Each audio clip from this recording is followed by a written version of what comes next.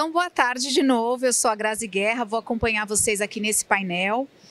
E dando continuidade à nossa programação no palco Transformação, o conteúdo hoje vai ser agora Transformação Digital, qual a melhor solução para a sua indústria? E convidamos ao palco Samarone Guimarães Ruas, fundador e CEO da TecPlus. Gustavo Araújo, cofundador da Distrito. Gustavo, que é o nosso moderador desse painel, já esteve conosco, né, num painel mais cedo, né, Gustavo? Agora o Gustavo Maierá. EIA? Cargo difícil. Ecosystem Developer da Oracle. Obrigada, Gustavo, pela sua presença. E o Joel Bakchat, vocês estão com sopa de letrinha, né, com a mestre de cerimônias hoje. CEO da F-Câmara. Muito obrigada. O Gustavo vai conduzir esse bate-papo, esse painel com vocês. Fiquem à vontade. Eu vou deixar esse microfone com vocês e vocês dividam aí conforme forem falando, tá bom?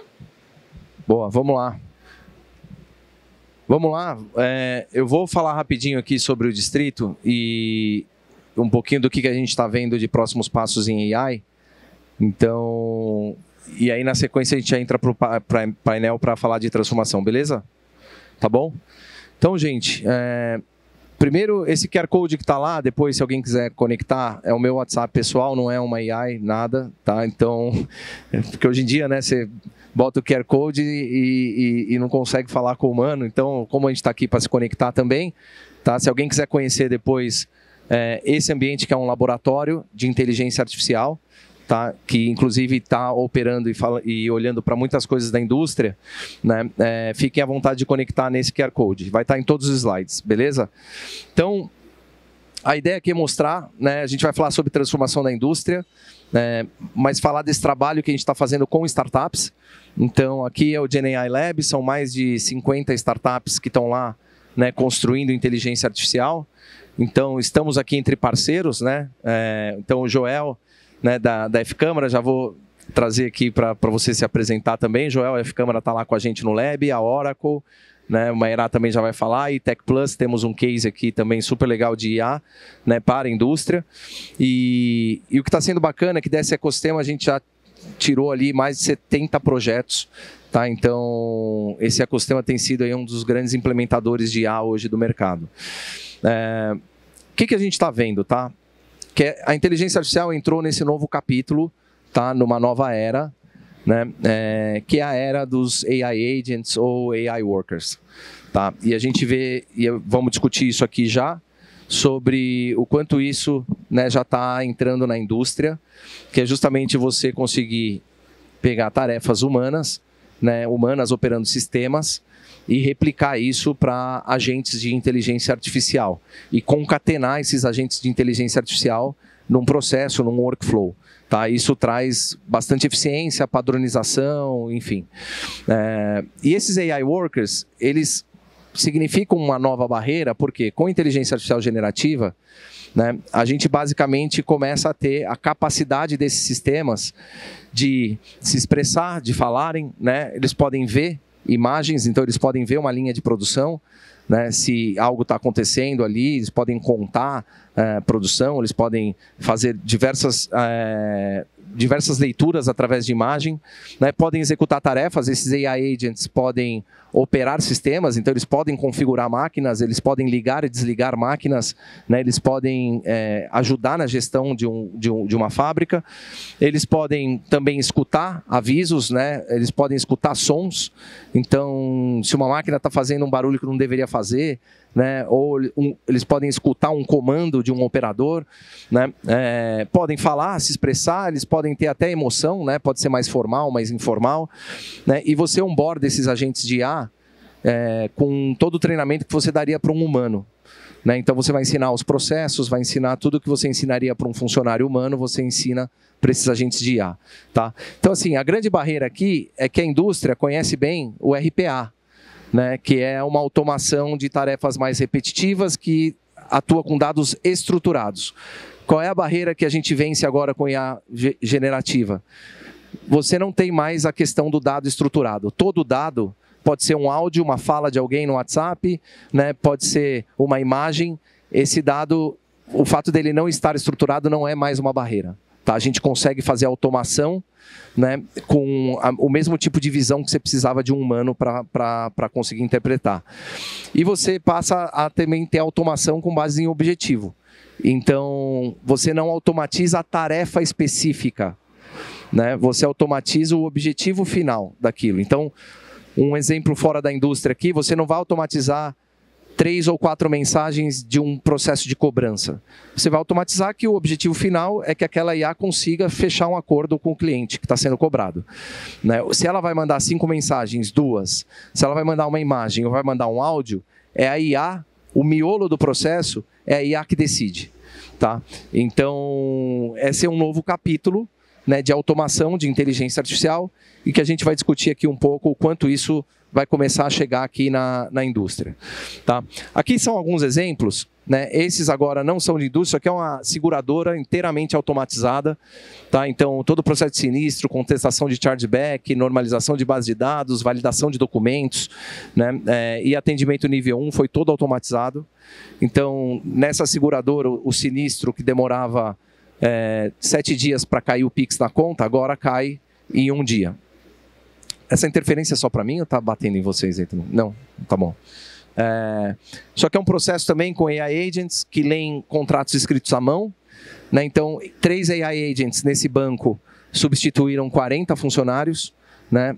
Então, aqui a gente está falando de processo de pegar contratos que estão sendo vendidos na rua, tem que ler esses contratos, tudo escrito à mão, identificar o que está faltando, operar 6 sistemas entre SAPs e outros sistemas proprietários do banco e preencher esses contratos, né, para que eles sejam válidos.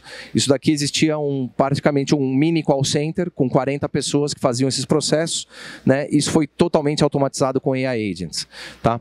Isso daqui é bem a cara de um AI Agent. Tá? Então, na prática, um AI Agent ele é um cérebro ali principal, né, que precisa fazer um objetivo, ele precisa cumprir um objetivo, seja economizar energia para a indústria, seja, né, garantir maior eficiência na operação logística, ou seja, cobrar um cliente, e você dá funções. Então você fala que bancos de dados esse AI Agent vai consumir, né, você pode dar para ele uma calculadora, você pode dar para ele a possibilidade de acessar um calendário, de mandar e-mail, enfim. Então, basicamente assim que se constrói AI Agents. Tá?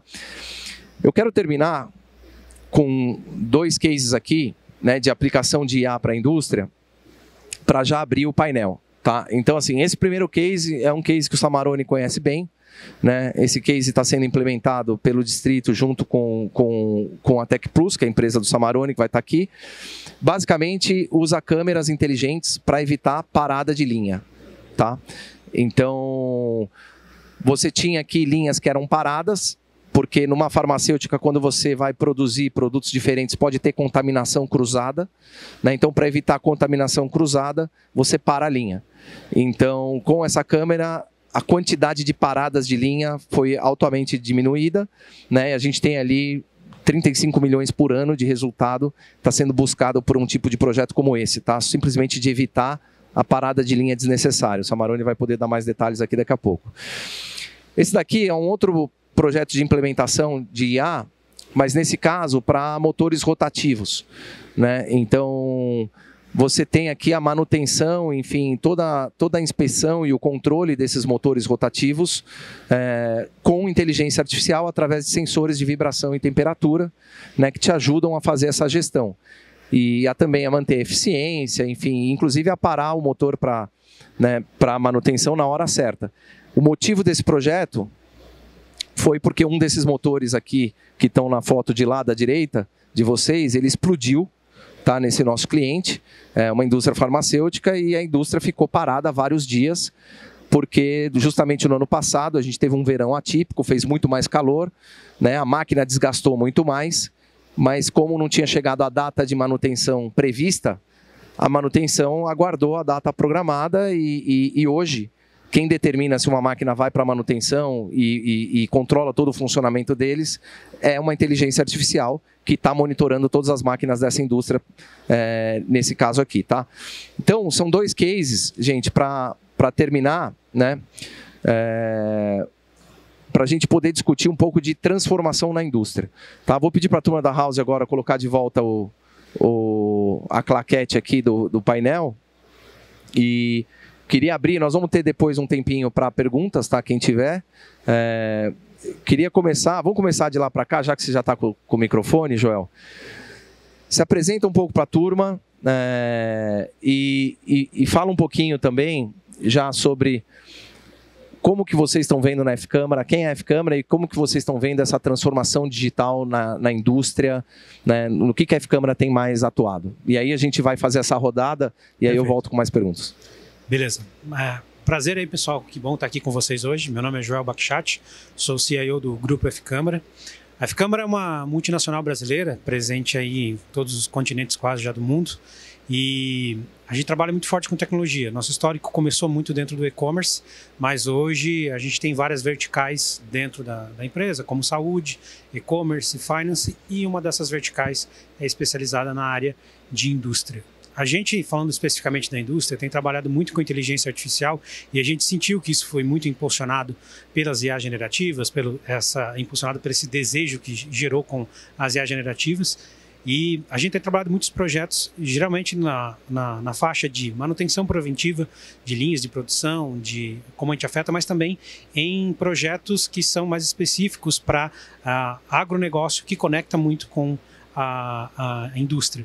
Então, a gente trabalha muito com visão computacional, foi algo que a gente sentiu que teve muito pico nisso, e para a gente ter visões computacionais diferentes para vários setores, desde a manutenção preventiva, mas, por exemplo, na identificação de impacto em ecossistemas, por exemplo, para a gente ver o quanto um novo projeto de uma empresa vai impactar uma determinada biodiversidade. Em questão de IA generativa, dentro da indústria, a gente começa a ver isso muito forte nos canais de atendimento, a gente começou a entender muito isso, e também na automação de processos dentro da linha de produção. Então, as IAs que a gente tem trabalhado muito nos últimos anos são focadas para a gente pegar processos das linhas de produção e automatizar ele através da IAs. As IAs acabam muitas vezes sendo, dentro dessas linhas, a cereja do bolo para puxar outras iniciativas juntas, que são conectadas a integrações, a automatização de processos, para que a gente cada vez mais dependa menos de fiscalização, de um olhar humano, para que a IA tome essas decisões, né? Só para dar um rapidozinho overview. Boa, excelente. Mainá, se apresenta e conta um pouquinho o que a Oracle também está trazendo aí de IA, que pode ser aproveitada pelas indústrias. Vocês estão olhando IA para a América Latina, né? Legal, muito bom, Araújo. Prazer estar aqui com vocês, pessoal. Falar um pouquinho sobre a atuação da Oracle em inteligência artificial.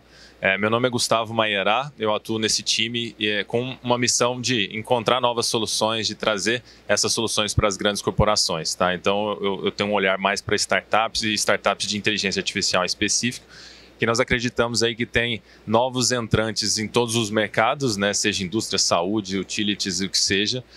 E é importante nós conhecermos para poder oferecer as plataformas e infraestrutura. Então, eu diria que a Oracle já é uma empresa histórica em análise de dados, somos uma empresa que quer e que oferece para os nossos clientes uma maneira de encontrar esses dados, a informação correta que a gente precisa para poder tomar decisão. E aí nós vemos que a inteligência artificial é um potencializador disso, tá? Então, eu digo que todos os dias, todas as indústrias, todos os negócios estão gerando dados, mas não necessariamente isso se torna algo útil no nosso dia a dia. Eu acho que essa é a grande missão da Oracle, tá? E aí eu poderia separar essa atuação por algumas camadas diferentes. Então, nós temos um portfólio de software como serviço que atende indústria em vários setores da indústria. Esse portfólio de SaaS é um portfólio que tem embarcado IA mensalmente, trimestralmente, várias soluções novas que permitem encurtar distâncias ali, literalmente, né? E literalmente conversar com os dados, falar, olha, eu quero tal tipo de informação. E meio que livrar a organização interna de precisar depender de um departamento específico para poder buscar uma informação. Mas saindo um pouco dessa camada de software como serviço, nós atuamos na América Latina para poder apoiar os negócios a poder criar soluções customizadas mesmo. Então aqui nós vamos discutir sobre alguns casos em específico, e aí isso envolve, por exemplo, visão computacional, isso envolve análise de um grande volume de dados. Todas essas diferentes soluções, a gente já tem isso à disposição para os negócios poderem construir isso de uma maneira 100% customizada. E aí eu entraria numa outra camada que é uma camada mais hardware mesmo, mais falar com os dados mesmo, que sabemos dos desafios até de conectividade da indústria. Então a Oracle tem ofertas diferentes. Então nós temos uma nuvem, né, que é o computador na nuvem mesmo, mas nós temos também as soluções on-premise que podem atender algumas cargas de trabalho que são no campo, por exemplo, né? Então vamos falar mineradores que estão lá com dificuldade de conexão, por mais que tenhamos internet com satélite hoje, nem todos os dados ali a gente consegue trafegar na internet. Então, de uma maneira geral, entrando em hardware, em software e com ferramentas específicas para poder acelerar essas soluções de IA. Eu diria que nós temos uma visão muito profunda de IA clássica para poder realizar predição mesmo. Então, a Oracle Data Science é uma dessas plataformas que você sobe o seu dataset e você faz essa própria análise, você constrói ali suas soluções.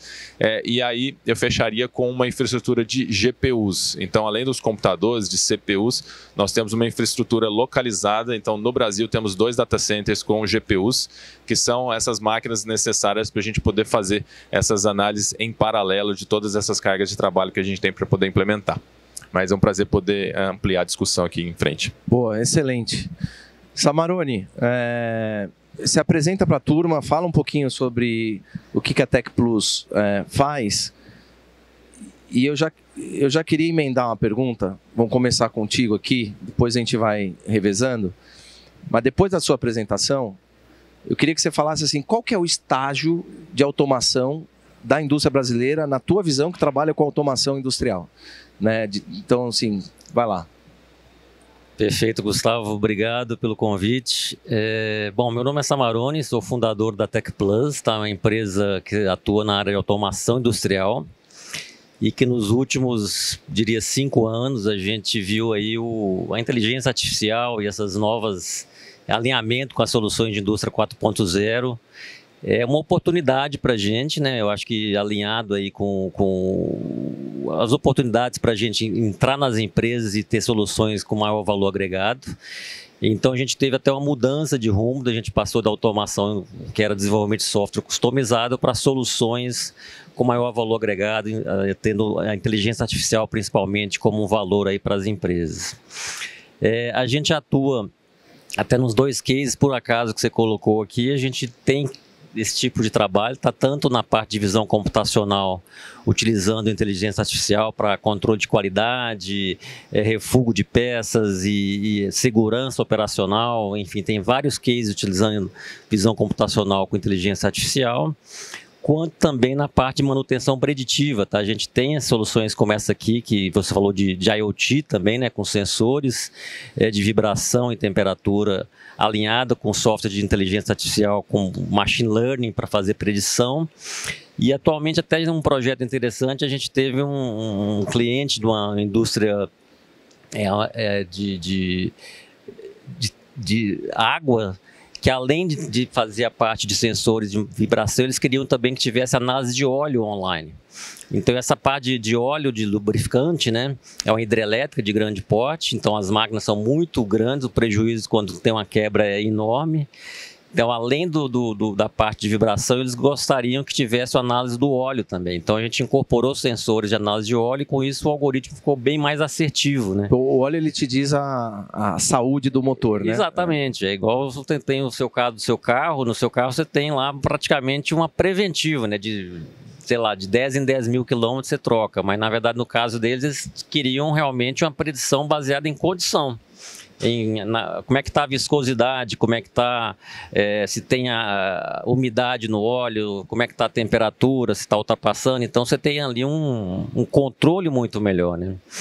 Então, assim, a gente tem feito essas soluções sob medida para os clientes, utilizando aí um pessoal que a gente teve aí, que teve esse know-how em inteligência artificial, agregando valor para os clientes, tá?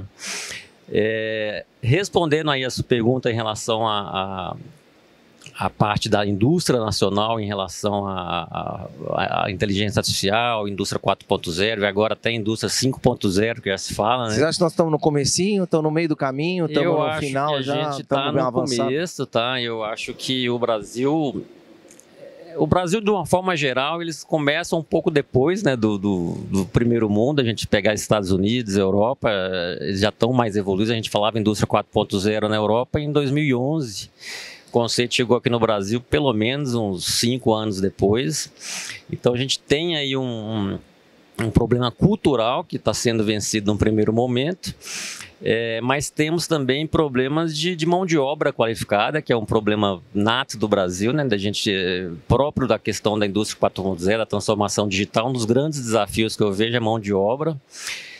Mas nós temos cases bastante expressivos já no Brasil. Então, eu não diria que seja a maioria, tá? Infelizmente, ainda são algumas exceções, eu digo, são as grandes empresas, mas nós temos um grande caminho a percorrer ainda, tá? Eu acho que a maturidade no Brasil na parte de transformação digital, indústria 4.0, está no início, e a gente tem que correr, tem que acelerar esse processo se não quiser ficar para trás. Eu vejo que a gente tem um grande caminho para percorrer ainda. Eu acho que a gente está conseguindo avançar, mas eu diria que a gente tem que correr mais do que o primeiro mundo. Eles já estão com, vamos dizer, com mais andado. Se a gente quiser chegar lá, nós temos que andar mais rápido, entendeu? Boa.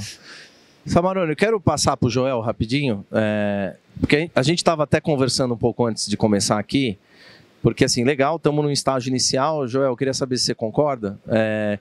E falar um pouco também o que você está vendo que é o começo dessa história, ou seja, a indústria está começando com câmera, você tem visto ganhar, né, ou seja, câmeras inteligentes, visão computacional é algo que tem sido, né, os primeiros passos aí. O que você está vendo pela F-Câmara nos projetos que vocês estão implementando? Eu acho que concordo, sim, está no começo dessa jornada, e eu acho que isso foi muito impulsionado por esse boom, né, que a gente teve, né? A indústria já vem utilizando inteligência artificial tem um bom tempo, isso não é de hoje, né?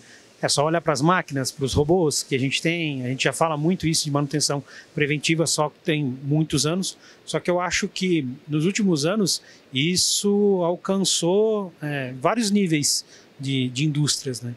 Se você olhar para uma VEG, a VEG é especialista em inteligência artificial, já tem muitos anos disso.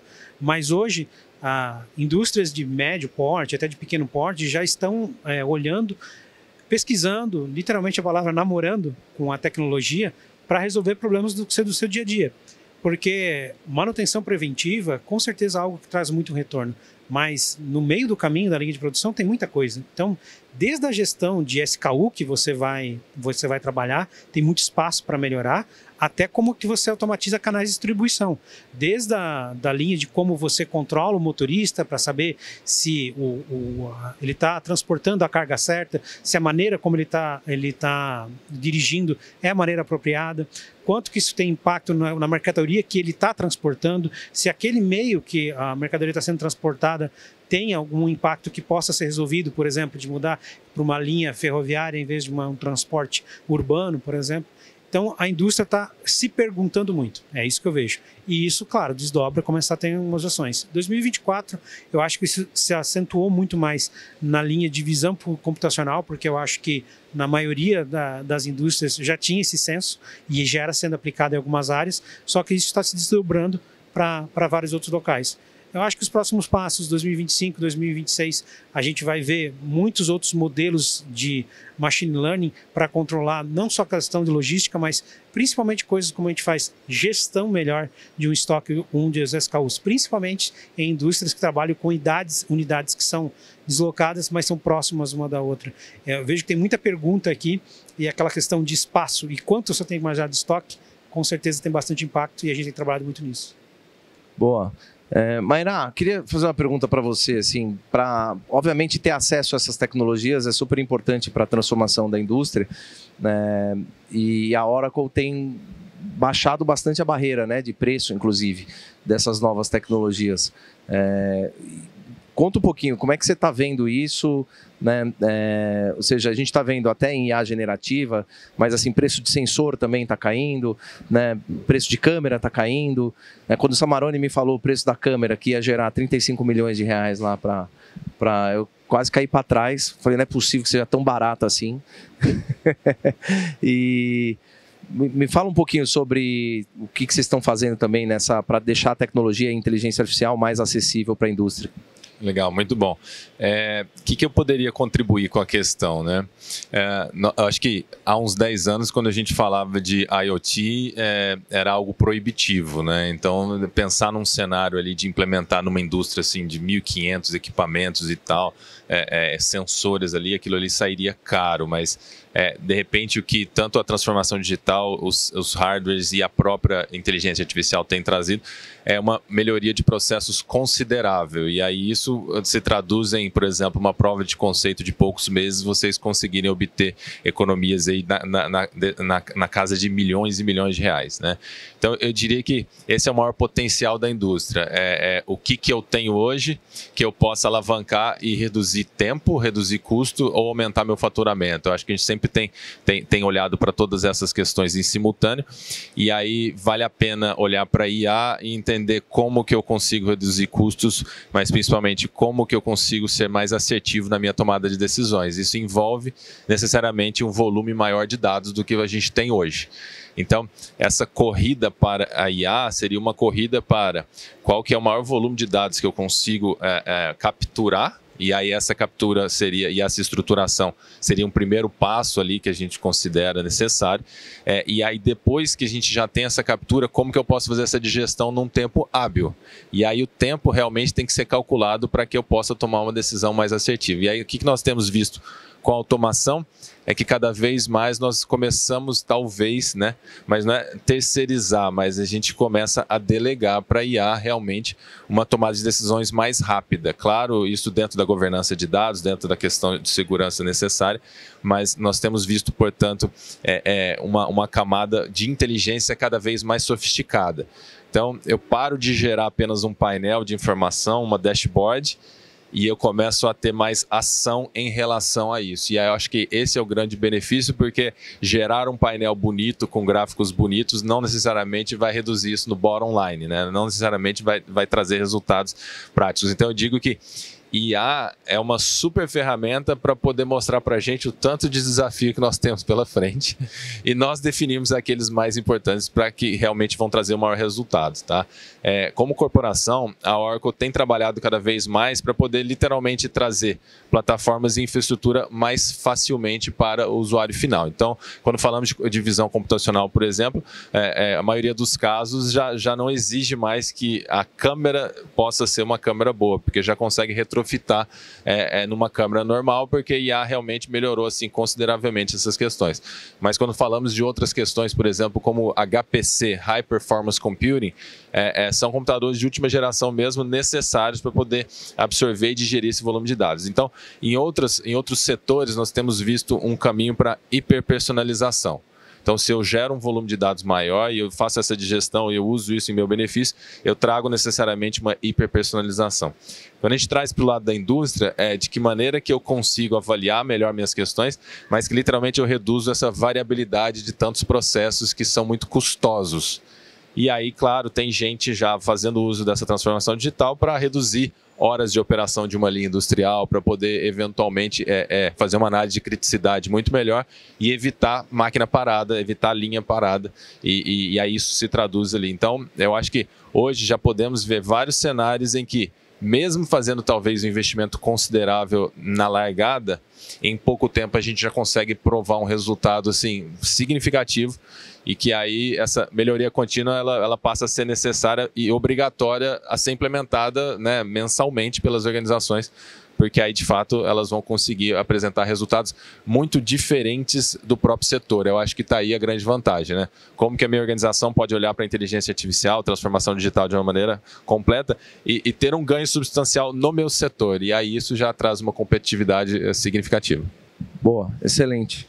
Eu vou fazer uma chamada aqui para o nome do nosso painel, que é qual a melhor solução para a sua indústria. Tá? E queria perguntar aqui para o Samarone, porque, por exemplo, em negócios, né, quando a gente fala de IA generativa, tem assim o básico. O que é o básico? Cara, é usar a IA generativa para atender cliente, né, para vender mais, qualificar lead. Então, assim, às vezes quando o cliente chega lá no distrito, né, e quer começar a usar IA generativa, a gente já pergunta para ele, você está fazendo o básico? Porque você tem os casos de uso que são o primeiro passo, né? Onde a gente já sabe que tem mais dinheiro também na mesa de eficiência. Qual que é esse paralelo para a indústria? Né? Então, ou seja, o que seriam os primeiros passos que você recomendaria para uma indústria que está buscando a melhor solução, né, em termos de transformação, em termos de automação? É olhar para a eficiência energética, é olhar para a câmera mesmo, em linha de produção, para trazer mais eficiência ali na linha, seja com menos parada, seja com identificação de erros ou até comportamentos indevidos, vamos dizer assim, dos operadores, aumentando a segurança. Dentre tudo que você vê, o que você acha que é o básico, ou os primeiros passos de quem está buscando aqui a melhor solução para a indústria? Perfeito, Gustavo. Eu acho que essa pergunta é importante porque tem muita empresa que chega com a gente sem ter uma ideia do que quer, tá? Então, acho que o primeiro passo é a empresa fazer internalizar, fazer uma reflexão e fazer um roadmap alinhado estrategicamente com o negócio dela, tá? Então, ela não pode ir no mercado apenas porque escutou falar que um negócio ali funciona. Então, precisa ter um alinhamento estratégico da alta direção com o negócio da empresa e a solução que vai ser implantada. Então, normalmente, quando a gente vai na empresa, a gente tenta aprender o negócio dele para enxergar o que faz sentido para aquela empresa. Porque o que pode fazer sentido num segmento, pode ser que para o outro não seja a prioridade, entendeu? Então, essa solução, ela não é única. Não faz sentido eu falar, olha, tem que começar por sei lá, visão computacional para qualidade. Eu acho que a resposta depende do segmento, depende do negócio, depende da estratégia de negócio da empresa. Então, o primeiro ponto é esse, a empresa ter consciência do que vai gerar valor para ela. E aí o segundo, normalmente a gente fala quando é uma questão, um negócio novo, né, uma tecnologia nova, normalmente a gente fala, começa pequeno para você provar o valor primeiro antes de escalar, tá? Não adianta uma empresa, mesmo que seja, está sobrando dinheiro, a gente pega uma Petrobras, uma empresa gigantesca, e o primeiro projeto para testar, gastar bilhões de dólares. Não faz sentido, porque esses POCs que a gente faz, essas provas de conceito, elas são muito rápidas. A gente pode, talvez em 3 meses, como a gente comentou, ver o valor da solução.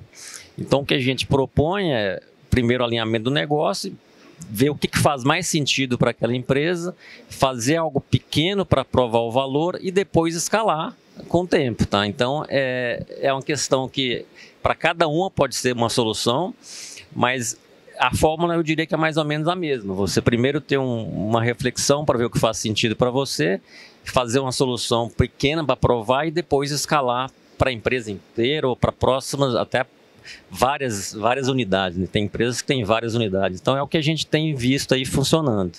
Porque tem gente que joga muito dinheiro fora também, fazendo alguma coisa que depois não dá retorno, né? Eu acho que nessa área, como são áreas novas, nem tudo funciona para todas as empresas.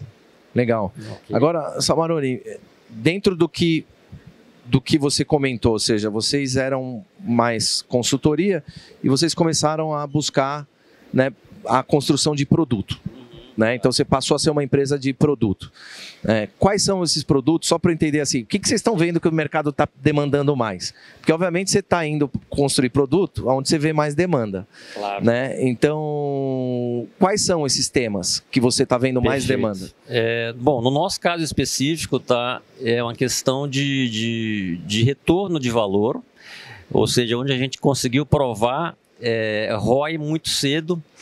Foi com soluções de manutenção preditiva baseada em machine learning, tá? Então, realmente, aquilo que você comentou aqui... O que é isso? É sensor na máquina? Sensor na máquina, mandando para a nuvem, e na nuvem tem um software com machine learning, com modelos, que consegue não só prever em tempo, né, te dá uma previsibilidade de tempo que a máquina vai parar, mas já te consegue dar o Ele diagnóstico. fala, ó, a máquina vai quebrar vai quebrar dezembro. Daqui 15 dias com problema de desalinhamento ou um problema de rolamento e te dá uma prescrição. Então a gente está indo a gente fala preditiva porque é o nome mais conhecido, mas hoje em dia o nome seria prescritivo. Você prevê a falha, mas você também já te dá uma possível solução, entendeu? Então esse é uma das soluções que tem um ROI muito alto, ou seja, em pouco tempo se paga. E a outra é a questão da visão computacional com inteligência artificial também, que é uma solução de baixo custo e que você consegue, em diferentes segmentos da planta, aplicar, tá? Então, assim, óbvio que na parte de Quais são os principais segmentos de planta aí, mais ou menos, de aplicação de câmera? Desde alimentício, farmacêutico, a gente já teve em siderúrgica. Mas para quê? Mais para qualidade? Mais para qualidade. Inspeção de qualidade. Inspeção de qualidade, descarte, ver peças que estão com problema. A gente teve até um caso de um frigorífico que conseguia ver pela carcaça problema se tinha um frango, se estava com problema, tem que descartar, enfim. É bastante flexível, né? Porque na verdade é uma visão computacional, você treina o modelo, ele consegue te falar, enfim, qualquer tipo de solução, mas a princípio são esses segmentos que a gente mais tem utilizado. Legal. Okay. Agora eu queria ir para o Joel, porque assim, agora a F-Câmara está do outro lado desse negócio, com soluções altamente customizadas, né? Então você constrói como uma consultoria de transformação, soluções sob medida. Quais têm sido esses projetos, mesmo sendo, obviamente, tudo sob medida, né? O que vocês têm feito mais nos clientes? O que vocês têm visto na indústria? A parte de automação, enfim, de qualidade, o que vocês têm implementado mais? Eu acho que o ponto importante é colocar o que mais tem funcionado e que tem dado mais retorno para a gente, realmente são projetos de tiro curto. Então, a visão do ROI ainda é muito isso. Talvez pelo momento que a gente esteja vivendo com a IA, mas realmente elementos como qualidade e predição ainda são dores.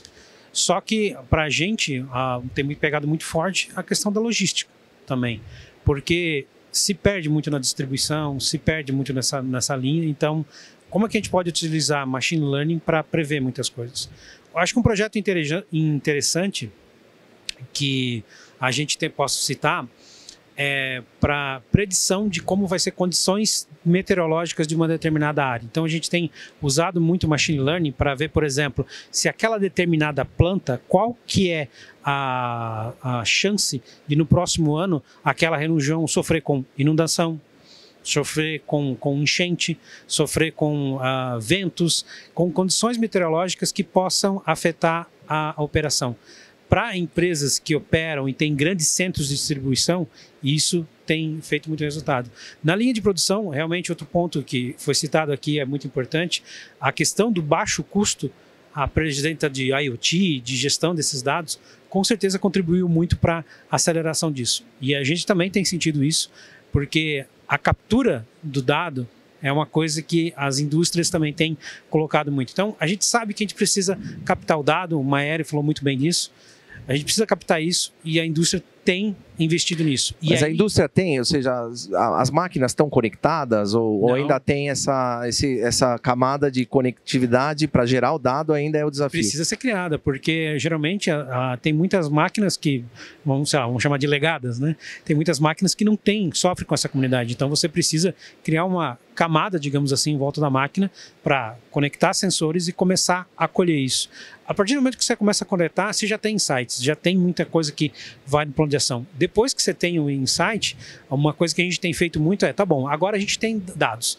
Agora, como é que a gente quebra o processo dessa máquina, dessa linha de produção, para a gente começar a captar o que impacta aquela máquina, além de ela por si só, ou seja, só o óleo, a viscosidade, a umidade, mas existem tempos do ano que essa linha pode ser afetada, existe algum tipo de produto que afeta mais, e quando essa máquina quebra, que partes da empresa quebram junto, digamos, de certa forma. Então, esse tipo de projetos são perguntas que os clientes vêm trazendo e na capacidade que a gente tem de customizar e criar software sob demanda, a gente também acaba entrando no processo, entendendo e criando soluções sob medida para esse tipo. Às vezes criando o insight, mas na maioria das vezes já gerando a ação. O que precisa desdobrar disso depois que isso pulou e apareceu no dashboard? Legal, excelente. Mayra, já que você já pegou o telefone, o microfone, pergunta para você. Que você está vendo, obviamente, como Oracle, você está vendo se o negócio está indo ou não, né? O ecossistema, você trabalha muito com o ecossistema, ou seja, o que é o ecossistema? Na verdade, são um monte de provedores de soluções, né? de inteligência artificial, enfim, de softwares, inclusive para a indústria. O que você está vendo que é a principal barreira, né, para a adoção de transformação, para a adoção de automação, pelos clientes? Ou seja, qual que é a tua visão aí que está sendo o principal desafio para esse mercado adotar mais? É preço, é ROI, é entendimento mesmo, repertório sobre as possibilidades, educação? Tá, eu vou responder essa pergunta, mas antes eu queria contribuir aqui com aquela anterior, porque a resposta do painel poderia ser assim, uma resposta, depende do negócio, né? Sim. Mas eu diria que não. A implementação de inteligência artificial não depende do negócio. Basta você seguir o dinheiro. E aí seguir o dinheiro é onde que custa no bolso, é onde eu preciso melhorar. A gente não precisa resolver tudo, a gente precisa resolver só aqueles 20% que são mais representativos. Então, eu diria que nós temos visto alguns negócios e é bacana. Olha, o que mais dá certo ali em inteligência artificial? Quando nós vemos que necessariamente a equipe tem um conhecimento avançado técnico, tá? Então, a Oracle trabalha tanto com clientes quanto parceiros que implementam essas soluções. E aí, quando falamos de indústria, a expertise, por exemplo, é muito focada em software e hardware ao mesmo tempo, tá? Perfeito. Então, isso é bacana para poder automatizar um processo que é físico, que não é no e-commerce, por exemplo, tá? E aí eu trago o exemplo, por exemplo, da Imirim, que já nós vamos participar de um painel juntos. A Imirim atua justamente para poder economizar o custo numa geração, por exemplo, de uma caldeira. Então, eu coloco um device, eu coloco um sistema ali com inteligência artificial embarcado que consegue trabalhar o equipamento no ponto ótimo na maior parte do tempo. E aí isso já reduz, por exemplo, em um mês, com ele aplicado numa caldeira, reduz em 7% o consumo de combustível. Então, temos que olhar para a energia, temos que olhar para combustível, porque tem muito para poder melhorar nisso. E eu cito um outro exemplo também de um grande cliente parceiro, que é a BioFi, que ela literalmente entrega fábricas autônomas. Então, ela tem mais de 100 fábricas de biodefensivos. Então, ela descobriu que, olha, temos aí todo esse mercado no agronegócio de herbicidas e tudo, mas eu quero criar biodefensivos. Ela manda uma fábrica de fungo que é literalmente 100% autônoma, usando hardware e software e inteligência artificial para poder garantir que está dentro do perfil ótimo, tá? Então são casos muito interessantes ali que a gente vê dessa automação sendo executada. E aí eu acho que o maior desafio que a gente encontra hoje é quando as pessoas não tomam decisão, porque são projetos que eventualmente existe um interesse profundo da organização, eventualmente até existe orçamento, mas pelo momento que nós estamos com uma variedade muito grande de possibilidades, às vezes o ser humano tem um medo, e aí esse medo impede de avançar, tá?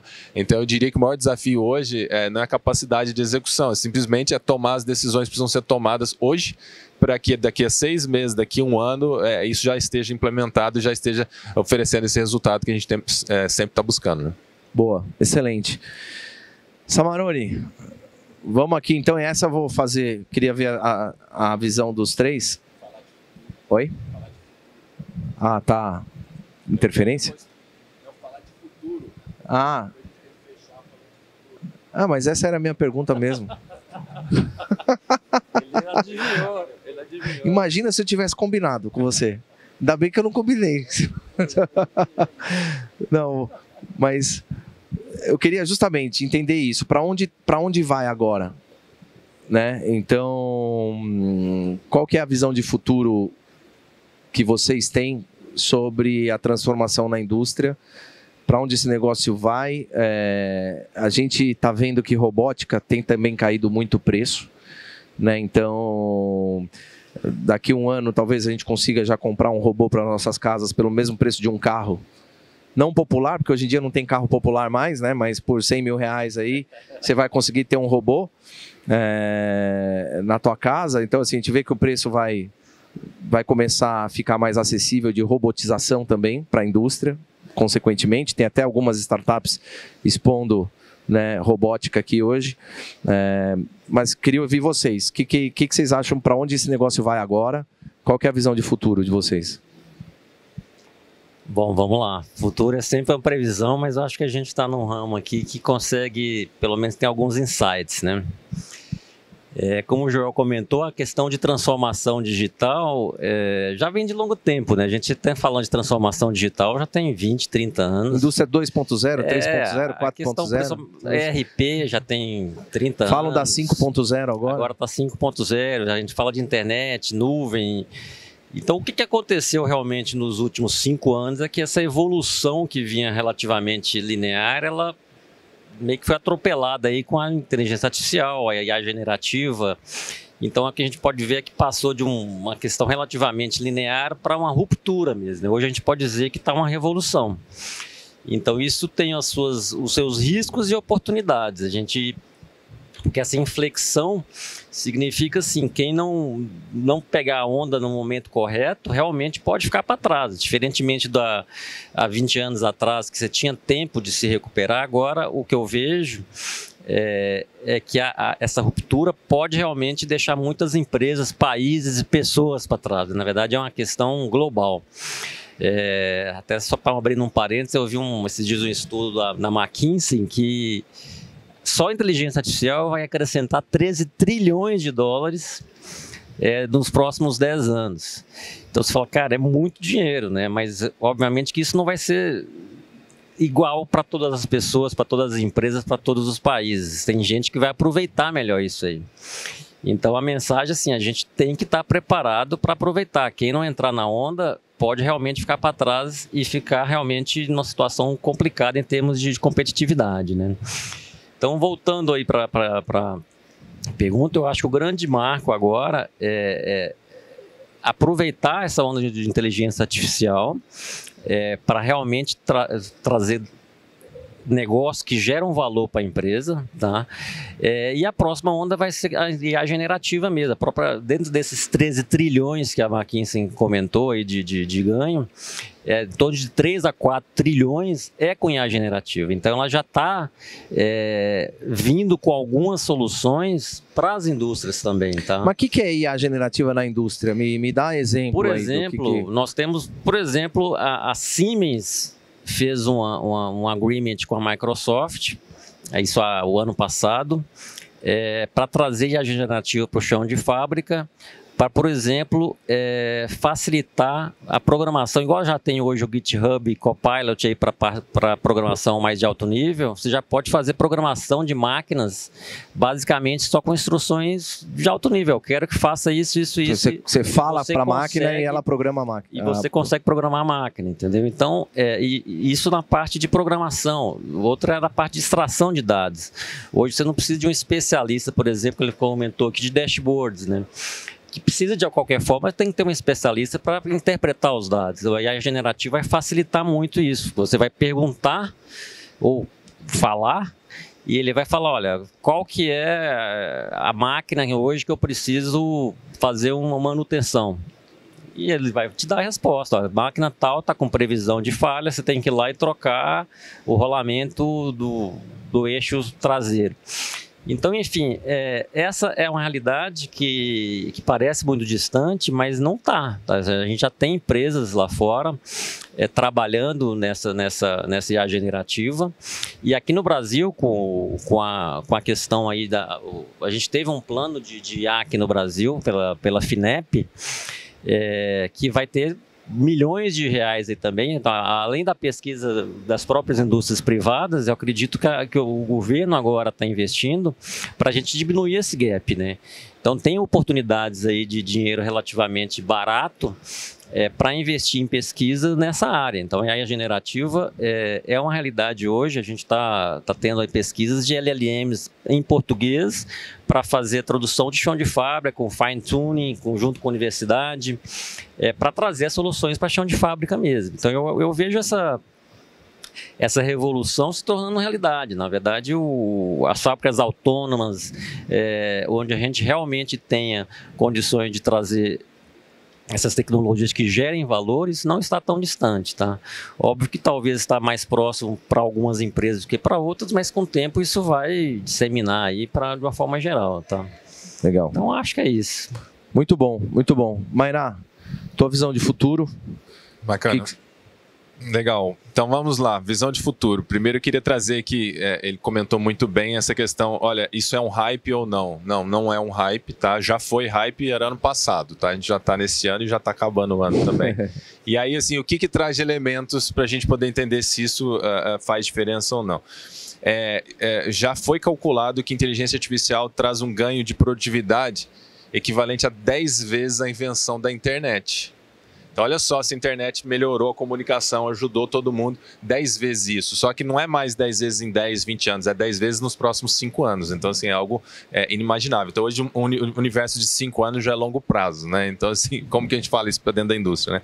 Mas, por exemplo, se a indústria de farma consegue usar IA para poder prever um novo fármaco num tempo recorde, por que nós não podemos descobrir novos materiais? Isso já tem acontecido, isso já tem ferramentas para hoje a gente iniciar esse estudo utilizando o IA para poder descobrir novos materiais. Então temos visto aí a geração de novas propriedades intelectuais e tudo mais sendo gerada a todo momento. E eu estive no começo desse ano na NVIDIA GTC, né, que é a conferência da NVIDIA, que é a maior fabricante de hardware para IA.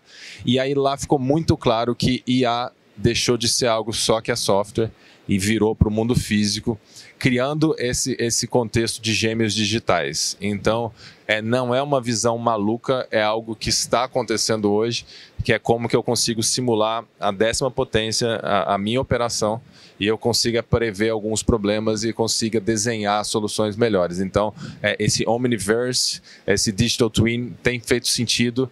Por enquanto, talvez esteja um pouco distante, mas já é algo para a gente poder já olhar com carinho, porque está acontecendo. E aí, mais um dos motivos ali, assim, que eu digo que isso não é mais hype, né? A NVIDIA se tornou a empresa uma das mais valiosas do mundo, né? A Oracle, que é uma grande empresa de tecnologia, Gustavo, de janeiro até aqui já aumentou em 70% o valor das ações. Isso porque nós mostramos para o mercado que a gente tem muitos contratos de IA já implementados. Então, assim, o mundo está mudando de uma maneira muito rápida. Então, assim, a gente não pode cair no erro de imaginar que é muito distante da minha realidade. Não, todos os negócios hoje já têm se aproveitado. Seja de IA generativa, com alguns ganhos ali, mais de back-office e tudo mais, mas seja nessa análise de dados muito mais facilitada, mais aprimorada que a gente tem hoje e que precisa ser evoluída cada vez mais. Legal, excelente. Joel, o que você tem visto ali? Qual que é a tua visão de futuro aí sobre isso? Eu vou dar um tiro talvez um pouco mais longe, digamos assim. Eu acho que conectividade vai ser uma palavra que ainda a gente vai ver muito dentro da indústria, né? Mas como assim conectividade? Não é um tema tão novo. Coletar dados, usar inteligência artificial já está afetando a indústria do jeito que a gente vê. Só que a tomada de decisão ainda é muito local. Então, é referente à linha de produção, é referente à máquina, é referente ao processo de manutenção daquilo. Só que a gente não tem grandes centrais ainda que são conectadas para você ter uma visão geral da operação da fábrica como um todo. Então, o que eu acho que os próximos passos que a gente vai ver da indústria, e a gente já viu o agro passar por isso, o agro, o que aconteceu? O agro esvaziou o campo de pessoas e criou centros de operações, que é onde nesses centros de operações que é definido todos os canais de distribuição, quando é que vai ser a colheita e tal. Eu acho que a indústria a gente vai passar muito por isso. A gente está começando a colher e tomar o machine learning, tomar as inteligências artificiais no nível de operação da linha. Mas eu acho que a partir do momento que a gente começar a conectar isso, e a gente já vê alguns exponenciais aqui no Brasil, como de novo citando a VEG, nisso a gente vai ter esses centros de operações que vão ser praticamente automatizados e vão esvaziar cada vez mais as linhas de produção, e a gente vai ter esses centros esvazia de humanos e enche de robôs e AI. Robôs e AIs, e esses centros de operações vão ser responsados para cada vez mais operacionalizar essas linhas de maneiras eficientes, até para decidir aonde vai ser e como vai ser configurada uma nova linha, porque uma linha de produção tem toda uma nova configuração. Então, cada vez mais, com o excesso que a gente está coletando de dados, a gente vê esses designs inteligentes para essas linhas ser cada vez mais reais. E aí a caracterização dessa nova profissão, talvez, que seja ter esses centros de controle geral das linhas de produções e não tanto canais hoje que são disponíveis por linha, e ter uma coisa mais centralizada em áreas e regiões. Boa. Legal. A gente vai ter tempo aqui. Se alguém tem alguma pergunta? Se não tiver, eu vou ter uma última aqui. Alguém tem alguma pergunta que queira fazer? Não? Tá. Eu tenho uma última para a gente finalizar. O que muda no papel do engenheiro lá, do gestor da fábrica, então, a partir de agora? Muda a profissão desse engenheiro, dessa turma? Você falou, a gente vai esvaziar as fábricas, né, de humanos, os processos vão ser mais automatizados, né, e o que muda aí no papel de quem está gerindo a indústria? Eu acho que hoje, no cara do gestor, né, o cara que gerencia a linha, vamos ser específico aqui hoje, ele tem muito processo da linha na cabeça dele. Então ele sabe, desde a ponta, como entra uma matéria-prima e o que vai sair na ponta. Eu acho que o que ele vai começar a ter mais controle cada vez é indicadores. Ele vai ser muito mais um cara, em vez de entender todo o processo, mas saber os números e as métricas do que está saindo, as medidas do que precisa, e não olhar como processo como um todo.